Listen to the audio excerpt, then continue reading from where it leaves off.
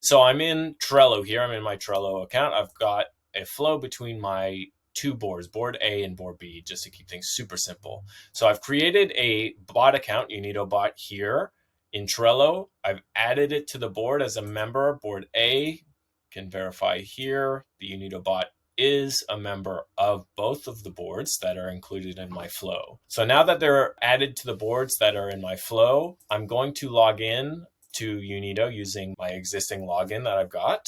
And I'm going to go to the integrations menu here. I'm going to scroll down to Trello. And what I'm doing is I'm authorizing the bot account so that I can connect it to my flows. So I'm already signed in. So I'm going to switch the account to be my Trello account. So I've got my bang at unitobot.unito.io. I'm going to continue as my bot account here. So now we can see that I am authorizing the Unito bot account. I'm going to click allow. Trello is successfully connected, so that means that my account has been successfully authorized.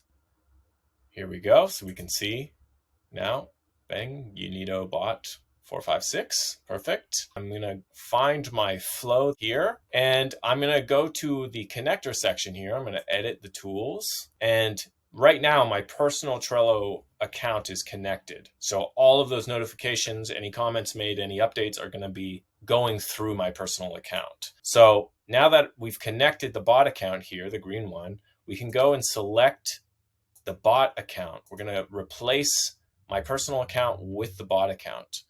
Once I've made those changes, I'm going to save, and I'm going to save to all historical cards, which means that this change will apply to all of the previously synced cards that have been synced with my flow already. So moving forward, I'm going to click on save and sync here.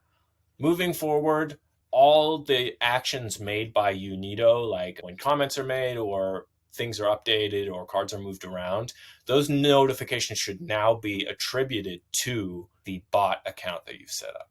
I hope that this video was helpful. Thanks.